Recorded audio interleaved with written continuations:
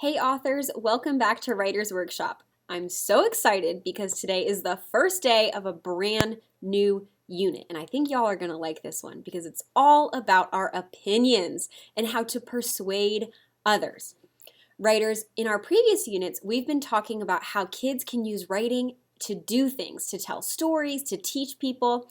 Well, today, in this new unit, like I said, we will learn how to use our writing to share our opinions about stuff and to persuade other people to agree with us and also share those opinions.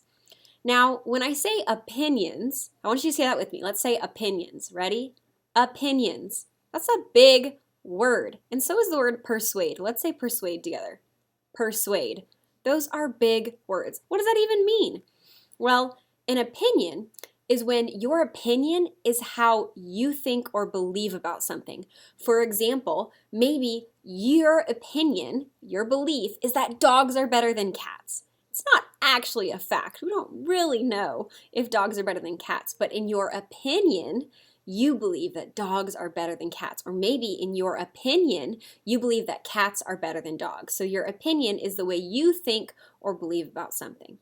Now, to persuade someone is to persuade someone to do something. You cause them to do it or cause them to think it by giving them good reasons for it. For example, if my opinion is that dogs are better than cats, I want to persuade you to think like I do. I want you to think that dogs are better than cats too. So I'm going to try to persuade you. So now that we've unpacked those big words, writers, in this unit, you will use your writing to form opinions, to make those judgments about stuff and persuade other people to share those opinions. You want them to think like you.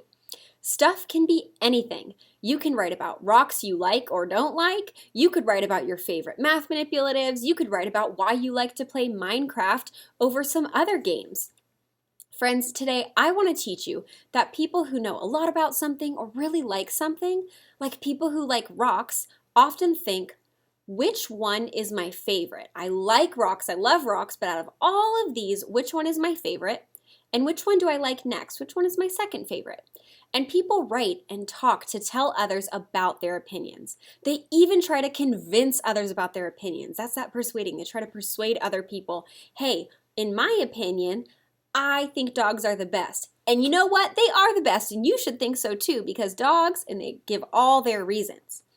And friends, in a few minutes, you're going to have a chance to do what people do, to think about the things you know about, maybe the things that you collect, and then you're going to write about them and share some of your opinions. So let's look at a collection of some of my favorite things. So as a teacher, I love to collect fun stuff for stations or centers. And friends, even if you're learning at home, maybe you've got some fun stations or centers or things that you build with around your house. So one of my favorite things to collect is items for building stations. So I've got those laid out here right in front of me. So I've got my collection ready, and we're going to look at it in just a moment. But before we look at it, we need to think. I'm curious, have you ever watched a dog show on real life or in television? If you haven't, it's where there's a contest and there's a bunch of dogs, and a judge will walk around with a clipboard and they look at each dog and they make notes. When they look at each dog, oh my goodness, they are so thorough. They look at the shape of the dog's head, they feel its fur, they look at the dog's eyes, and they even watch the dog walk around in a circle and see how its legs move, and they take all of these notes. And after looking at all of the dogs, the judge picks a winner and has a long list of why that dog is the winner. They explain themselves because they're making those comparisons. And I'm telling you this because what the judge does, deciding which is best and giving all of his or her reasons, is something that you're going to do a lot in this unit and something that you're going to help me with today with my collection. So, like I said, in this unit, we're writing about opinions, and that means to think about our opinion, we're going to think of something that we love and we have a small collection of. It could be a small collection of books. It could be a collection of games maybe that you like.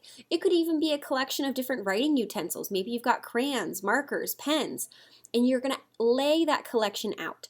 Well, I've already showed you, I've brought my collection today of my building blocks because I love finding fun stuff for stations. So I have my brain flakes, I have my magnetic tiles, and then I have my Squigs suction cups right here. These are some of my favorite things that I collect. So I went ahead and I laid them out. I love all of these things, but now it's time for me to form an opinion about which one I think is the best. So in order to do that, let's learn some things about being a good judge by judging my collection of building tools. So we have to think about what a really serious, fair judge should do. I know y'all appreciate when people are fair, right? We don't like when something is not fair. We want it to be fair, so we've got to be fair judges. Can you put on your fair judge hat? Me too. So would it be okay if I judged the building tools like this? This is how I came up with my opinion. I don't know. This one's the best.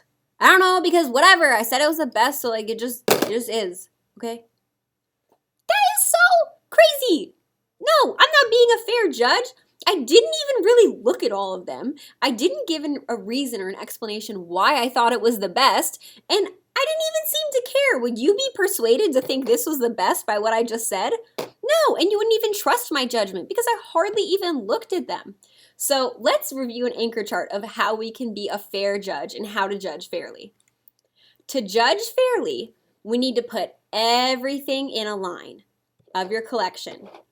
And I know sometimes it's hard with some games, maybe they're on your computer or something. Something that you could do is you could draw a picture of each game on a little piece of paper or a Post-it note, and you could lay those out to help you make your comparisons and put them in a line, because I know some things are on the computer.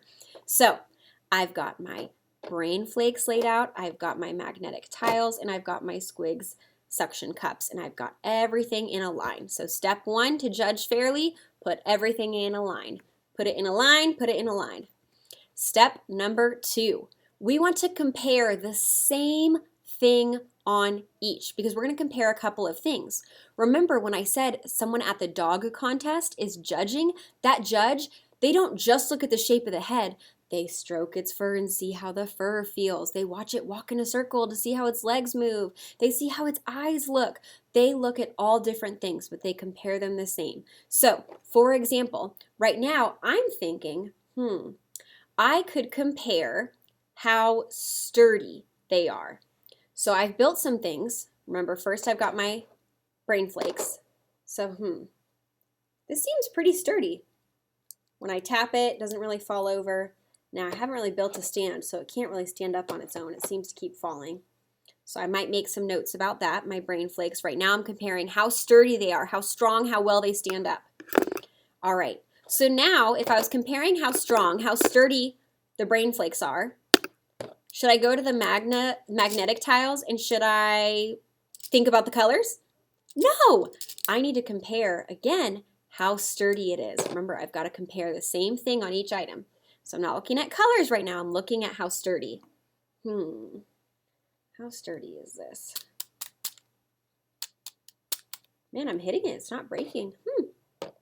Seems to stand up okay on its own. I would say this is really sturdy. I tried tapping it. It didn't fall apart. It was able to stand up on its own. That's something that the brain flakes weren't able to do. That's interesting. All right, now I'm going to look at my Squigs, my suction cups. Let's see, I had built something here. I'm going to put it back together. Let's see, so here's my suction cups. Let's see how sturdy it is. Ready? Ooh, it already popped off and broke apart. Wasn't very sturdy, was it?